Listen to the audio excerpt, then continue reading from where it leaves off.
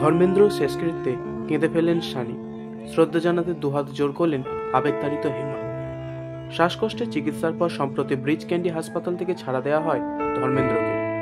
ধর্মেন্দ্র নিজের বাড়িতেই সুস্থ হয়ে উঠছিলেন বলে জানা যায়।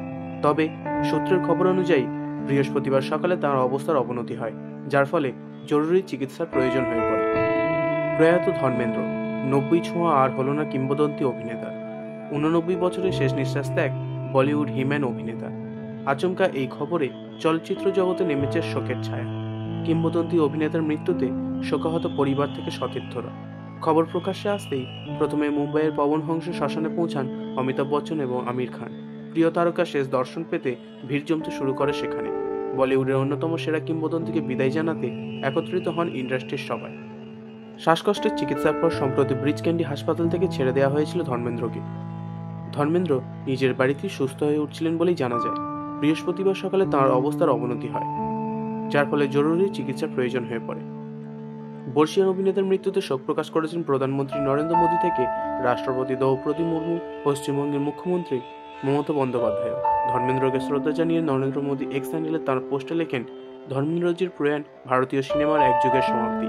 তিনি ছিলেন এক কিংবদন্তি চলচ্চিত্র তারকা, এক অসাধারণ অভিনেতা, যিনি তার প্রতিটি চরিত্রকে আকর্ষণীয় এবং গভীর করে তুলেছিলেন। এই শোকের মুহূর্তে তার পরিবার, বন্ধু এবং অসংখ্য ভক্তদের সঙ্গে রয়েছে আমার সমবেদনা। ওম শান্তি। ধর্মেন্দ্র প্রয়াণে শোক প্রকাশ করে মুখ্যমন্ত্রী মমতা বন্দ্যোপাধ্যায় লেখেন, আজ মুম্বাইয়ের কিংবদন্তি অভিনেতা নায়ক ধর্মেন্দ্রজির মৃত্যুতে আমি গভীরভাবে শোকাহত। ভারতীয় চলচ্চিত্রে তার অসামান্য অবদান প্রজন্মের পর প্রজন্মকে অনুপ্রাণিত করবে। তার পরিবার, পরিজন, ভক্ত এবং অনুরাগীদের প্রতি আমার আন্তরিক সমবেদনা। এই মাসের শুরুতে অনলাইনে মিথ্যা মৃত্যুর গুজব ছড়িয়ে পড়ার পর ধর্মেন্দ্র পরিবার হতাশা প্রকাশ করেন।